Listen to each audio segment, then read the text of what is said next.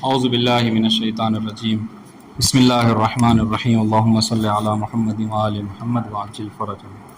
ادوات شرط جازم عواملی کے دو فعل جزم دہن دوازدہ کلمے بودے و ہمیں برائے شرط می باشند فعل اول را فعل شرط و فعل دوم را جواب شرط می نامند۔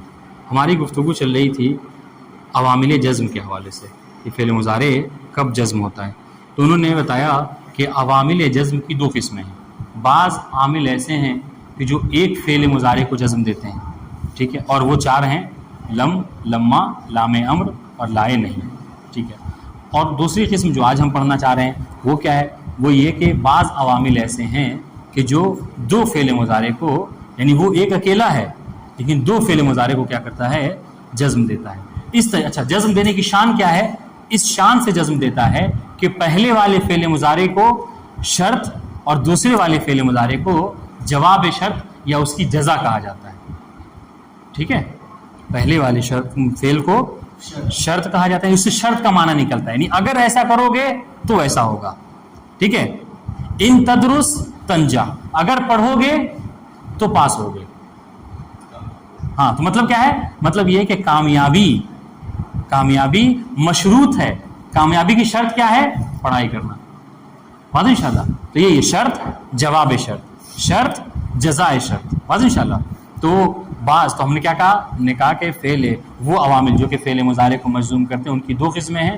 بعض وہ ہیں کہ جو ایک فعل مضارع کو جزم دیتے ہیں، وہ چار، اور بعض وہ ہیں کہ جو دو فعل مضارع کو جزم دیتے ہیں۔ اور یہ کتنے ہیں؟ کہا کہ یہ 12 ہیں، یہ 12 ہیں، ٹھیک ہے، کہ جو 12 کلمے ہیں، ان کو کلمے سے تعبیر کر رہے ہیں، چونکہ ان میں اسم بھی ہے اور فعل بھی ہے، اسم بھی ہے اور حرف بھی ہیں، بلکہ زیادہ تر اسم ہے، 12 میں سے 10 اسماء ہیں اور 2 ہی صرف جو ہے کیا ہے؟ حرف۔ سنیے، عواملی کی دو فعل جزم دہن وہ عوامل کہ جو دو فعل کو جزم دیتے ہیں 12 کلمے بودے، یہ کتنے ہیں؟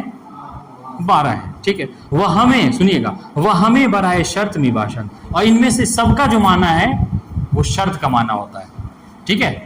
سب کا معنی شرط کا معنی، شرط کا معنی ہم سمجھا دیا ہم نے۔ شرط کیا ہے؟ ہم جسے رکھتے ہیں، ہے نا، اگر میچ جیتو گے تو کیا ہے؟ مثلا بریانی کھلائیں گے، تو یہ بریانی کھلانا ہے نا، یہ کب ہوگا؟ جب میچ جیتو گے۔ کامیابی کب ملے گی؟ جب پڑھائی کرو گے، اچھا۔ تو یہ شرط اور جزا۔ وہ فعل دوم را جواب شرط بنامت، دوسرے والے فعل کو جواب شرط کہتے ہیں، پہلے والے فعل کو فعل شرط، دوسرے والے کو جواب شرط، اسی کو جزا بھی کہا جاتا ہے۔ سنیے مثال، ان، اس کے بریکٹ میں کہہ رہے ہیں اگر، اس کا معنی فارسی میں اگر، اردو میں بھی اگر ہی معنی میں ہوتا ہے، ٹھیک ہے۔ مانند ان تجتہد تنجح، اگر کوشش کرو گے، ٹھیک ہے، تو کیا ہوگے؟ کامیاب ہو جاؤ گے۔ تو کامیابی ملے گی لیکن کب؟ جب کوشش کرو گے، جب محنت کرو گے، جب مشقت کرو گے، ٹھیک ہے۔ بنا مشقت کے، بنا پڑھے جو کیا ہے کامیابی نہیں ملے گی۔ اس طریقے سے ازما، ٹھیک ہے، ازما کیا ہے؟ کہ اس کا مثال کیا؟ ہر گاہ، یعنی جب بھی، ٹھیک ہے۔ ازما تتعلم تتقدم، جب بھی پڑھائی کرو گے تو ترقی کرو گے، یعنی ترقی کرنا یہ کیا ہے؟ موقوف ہے کس بات کے اوپر؟ کہ انسان جو ہے وہ علم حاصل کرے، بنا علم کے کوئی قوم ترقی نہیں کرتی، واضح انشاءاللہ، ٹھیک ہے۔ اب جیسے ابھی ان کا آپ کو اعراب ترکیب کرنا ہے تو کیسے کریں گے؟ تو یہ کہیں گے ان حرف جازم، ٹھیک ہے، جو کہ دو فعل کو جزم دیتی ہے۔ تجتہد فعل مضارع مجزوم علامت جزم سکون، تنجح فعل مضارع مجزوم علامت جزم سکون، واضح انشاءاللہ، ٹھیک۔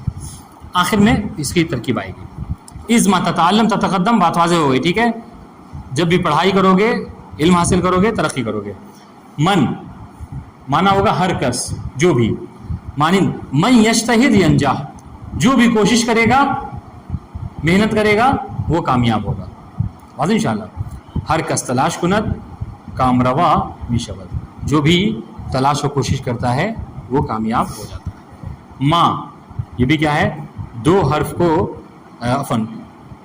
دو فعل کو جزم دیتا ہے، مانند اس کا ترجمہ ہوگا ہر چے، مانند ما تاکل آکل، جو تم کھاؤ گے وہ میں کھاؤں گا، ٹھیک ہے، ما تاکل آکل، ٹھیک ہے۔ اس طریقے یہی ترکیب ہوگی کہ ما حرف جازم فعل مضارع، ٹھیک ہے، یعنی دو فعل مضارع کو یہ جزم دیتا ہے، ٹھیک ہے. تاکل فعل مضارع مجزوم علامت جزم سکون، آکل فعل مضارع مجزوم علامت جزم سکون. مہما، ٹھیک ہے، ہرگاہ. مہما تامر بالخیر افعلہ، ٹھیک ہے، جب بھی کیا ہے تم نیک کام کرنے کا حکم دو گے میں اسے انجام دوں گا.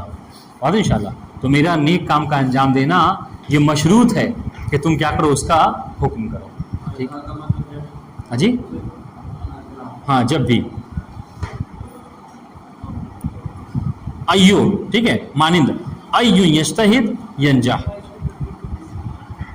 اس کا ترکیب سب کی ایک ہی طرح کی ہوگی، سمجھ رہے ہیں. بس خالی مہما آ گیا تو مہما کا نہیں، دو فعل مضارع کو جزم دیتا ہے. مہما کیا ہے، وہ حرف ہے کہ جو دو فعل مضارع کو جزم دیتا ہے. اب دیکھ لیجیے آپ آگے ترکیب وہی ہے. تامر فعل مضارع مجزوم علامت جزم سکون، ٹھیک ہے. اس کے بعد دوسرا افعل ہو، یہ بھی فعل مضارع مجزوم علامت جزم کیا ہے، سکون. بس انشاءاللہ.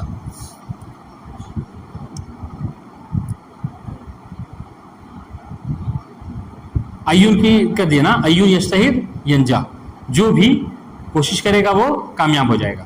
کیفما، ٹھیک ہے، یعنی جس طرح، اردو میں ہم ترجمہ کرتے ہیں ہر گونے، یعنی جس طرح. کیفما تجلس اجلس، جس طرح تم بیٹھو گے اسی طرح میں بھی بیٹھوں گا.